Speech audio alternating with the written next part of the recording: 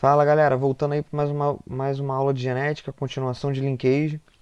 Vamos tentar manter o nosso foco, o nosso estudo. Eu sei que está num momento difícil, estressante, trancado dentro de casa, mas vai passar, né? Uma hora vai acabar. É importante manter o isolamento para as pesquisas, né? Apontam que é importante manter o isolamento para evitar novos contágios, para evitar problemas de saúde, para evitar transmissão para pessoas que a gente gosta. Nesse momento dá pra gente ir estudando, quem tem mais acesso à internet, quem tem computador fica mais fácil nesse momento, né? É... Não existe uma determinação ainda de adiamento do Enem, a princípio o Enem está confirmado, acredito que ele vai ser adiado, tá? Mas não acredito que seja por muito tempo. Não acredito que seja por um tempo proporcional ao que a gente ficou parado na pandemia, tá? Eu acredito que ele vai ficar parado, mas não por muito tempo. Mas você tem que manter o seu ritmo de estudos e eu confio em você.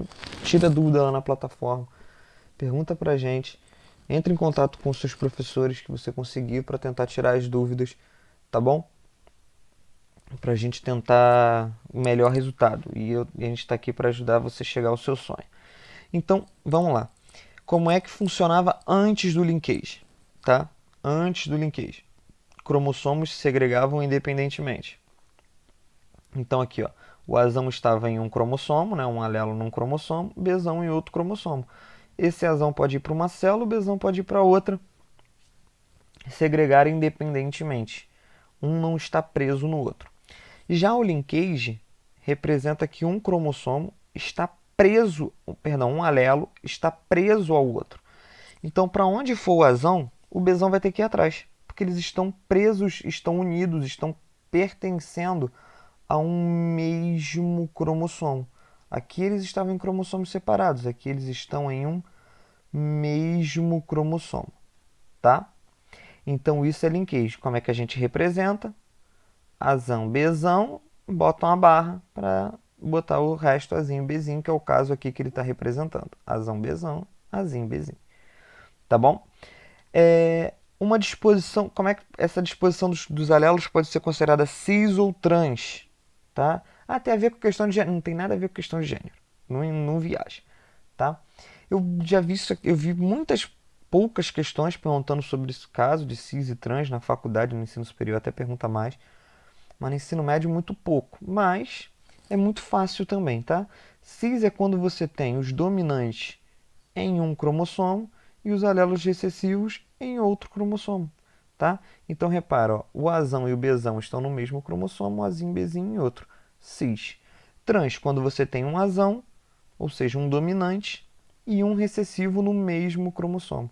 Então você tem um dominante e um recessivo dividindo o mesmo cromossomo, tá? Mesma coisa do outro lado, um recessivo e um dominante dividindo o mesmo cromossomo. Então a gente chama isso de trans. Cis e trans. Dificilmente vi isso em questão, mas vale a pena apresentar. Agora, qual é o grande problema? Lá na meiose, que é um processo de divisão celular para a formação de gametas na espécie humana, pode existir um processo chamado de crossing over, ou recombinação gênica. Para te explicar melhor isso, eu deixei um videozinho aqui na internet de, de uma animação, tá?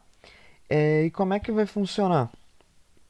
É simples. A meiose a gente vai estudar melhor. Não é o objetivo de estudar a meiose hoje, tá? Vou dar só uma pincelada.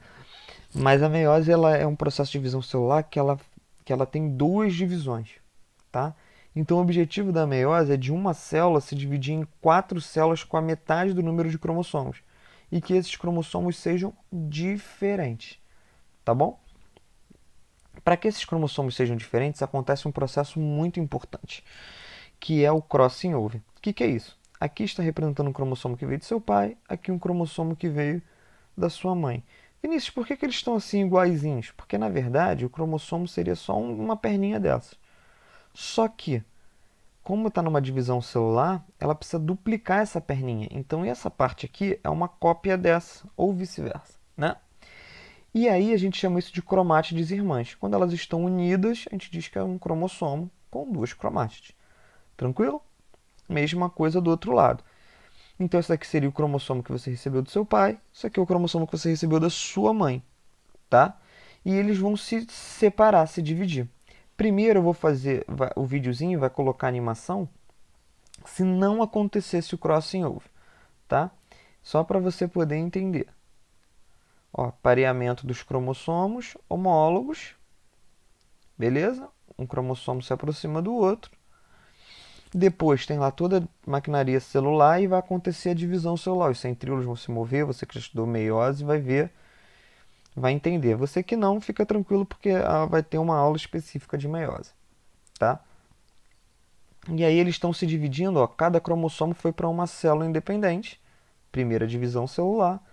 Depois as cromátides vão se dividir e vai dividir a célula novamente. Segunda divisão celular. Repara, repara que eu obtive duas células com o cromossomo Bzão, Azão, Bzão, Azão e duas células com o cromossomo Bzinho, Azinho, Bzinho, Azinho. Beleza? Variabilidade genética menor, tá? Porém, agora a gente vai falar sobre o crossing over. Quando acontece o crossing over, a permutação gênica, o que vai acontecer? Esses cromossomos se aproximam e vai acontecer uma troca de um pedaço do cromossomo, tá? Esse pedaço daqui vai vir para cá, esse pedaço vai para lá. Ou seja, do cromossomo que você recebeu do seu pai, que você recebeu da sua mãe, existe uma troca. O que é interessante, essa troca ela é ao acaso, pode acontecer ou não. E ela acontece aonde, Vinícius? Sempre no final? Não, ela pode ser só nesse pedaço, ela pode ser todo esse pedaço, ela pode ser todo esse pedaço. Depende, tá? Ela é ao acaso, tá bom? Então, o que vai acontecer? A crossing over ou permutação gênica trocou a perninha. Aí, quando for acontecer as outras etapas, ó, você dividiu a célula ao meio, um cromossomo foi para cada célula, primeira divisão celular. Na segunda, quando ela for se dividir de novo, vai dividir as cromátides, uma cromátide, né, que vai ficar um cromossomo para cada célula. Repara que agora eu tenho quatro possibilidades diferentes, ó. Bzão, Azão, Bzão, Azinho.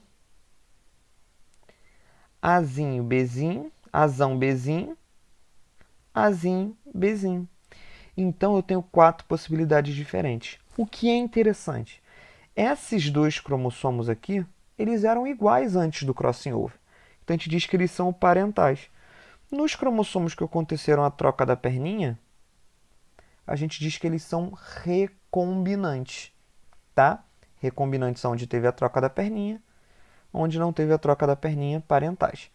Crossing over acontece, ou recombinação gênica, a mesma coisa, acontece ao acaso, em pedaços ao acaso também na célula, tá bom? Voltando para nossa aula. Voltando para nossa aula. Aqui é a representação de novo do linkage com crossover. Cromossomo do pai, cromossomo da mãe. Trocou as perninhas, crossing over. Opa, agora ficou o cromossomo. Esse pedaço aqui ficou com o pedaço do pai e opa, um finalzinho da mãe. Tá bom? O que é importante? Um cara chamado Morgan conseguiu fazer a taxa, conseguiu calcular a taxa de gametas recombinantes, ou seja, a taxa de recombinação. E ele percebeu que essa taxa de recombinação tinha a ver com a distância entre os genes no mesmo cromossomo. Então ele percebeu o seguinte: quanto maior a distância entre os genes, então o Azão aqui e o Bzão aqui, essa distância dentro dos genes dentro de um mesmo cromossomo, quanto maior a distância entre esses genes, maior a quantidade de gametas recombinantes, ou seja, maior a taxa de recombinação. Tá? Então a taxa de recombinação, quanto maior a distância, tem mais chance de acontecer essa taxa de recombinação. Isso é meio lógico, né? Porque imagina se o Azão tivesse aqui e o Bzão tivesse aqui. Se acontecesse uma troca aqui embaixo, não ia afetar. Se acontecesse uma troca aqui, ó, não ia afetar. Só vai afetar se acontecesse uma troca aqui. Beleza? Bem em cima. Então a taxa de recombinação vai ser maior quanto maior for a distância entre os genes no mesmo cromossomo.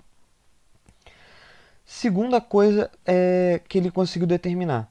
A taxa de recombinação, ou seja, a taxa de recombinação é igual à distância. Então a distância e a taxa de recombinação, ela vai ser igual. E por último, para a gente poder fazer um exemplo e você entender como é que funciona, ó, Repara que o azão, Bzão, já era igual quando começou o processo. Ó. Azão, Bzão. Mesma coisa o azinho, Bzinho. Ó. Azinho, Bzinho.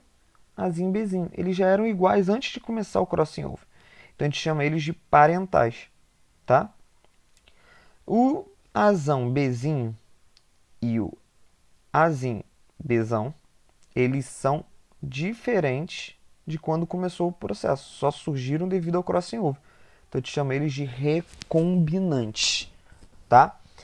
E aí qual é a grande jogada? Como o crossing over pode acontecer ou não, tá? Pode acontecer ou não em alelos ao acaso.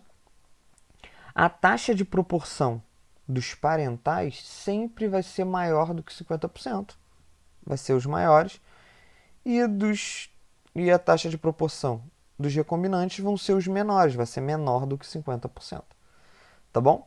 E aí, no exercício, a gente consegue calcular essa taxa. Vinícius, como que a gente consegue calcular essa taxa? Vai ter conta? Não, galera. Isso é regra de 3 simples. Isso é porcentagem simples. Tá bom? Não tem nada de especial aí. Tá? O que você tem aqui é o seguinte. Como é que eu vou calcular? Ele te deu um cruzamento. Tá? Azão, Bzão, azinho, Bzinho, com azinho, Bzinho. Isso aqui é um cruzamento chamado de cruzamento teste, quando a gente cruza com recessivo. Tá? Para ficar representando aqui o linkage tinha que ter a barrinha, mas acabou não saindo. Tranquilo? E aí o que ele falou? Por que cruzamento teste? Por que a gente está usando o cruzamento teste? Galera, a maioria dos problemas, 99% dos problemas de ensino médio, vão ser cruzamento teste. Porque fora do cruzamento teste é um conhecimento que você precisa ter lá no ensino superior. Tá? Não cai nas provas de ensino médio. Então sempre vai ser assim com cruzamento teste.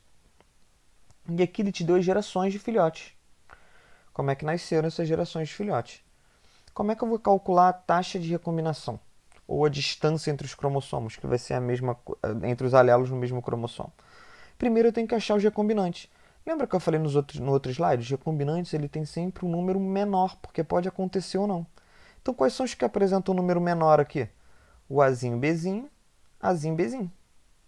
Azão, Bzinho. E o outro, azinho, Bzão. São os que apresentam menor, concorda? Então eu digo que esses dois aqui são os recombinantes.